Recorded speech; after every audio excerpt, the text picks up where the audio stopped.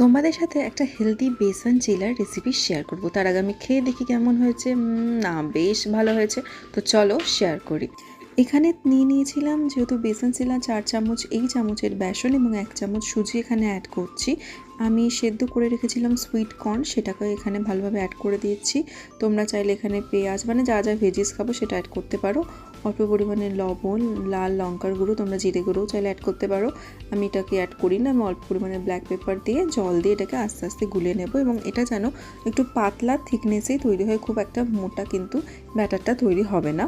এরপর আমি কিন্তু এখানে অল্প পরিমাণ সাদা তেল অ্যাড করছি। তার কারণ হচ্ছে এটা আমি সম্পূর্ণভাবে এয়ার ফ্রায়ারে করব, কারণ এটা তাওয়াতে করলে একদমই উঠতে চায় না, অনেকটা সময় সাপেক্ষ। সেই জন্য এয়ার ফ্রায়ারে 180 ডিগ্রি টেম্পারেচারে আমি 11 মিনিট টাইমটা সেট করে দেবো। এবং দেখছো কি সুন্দর বেসন কর্ন চিলার রেডি। এটা ভীষণ একটা হেলদি খাবার, যারা ডায়েট করছো, যারা জিম করছো, তাদের জন্য তো খুব, পারলে একবার বাড়িতে ট্রাই করো।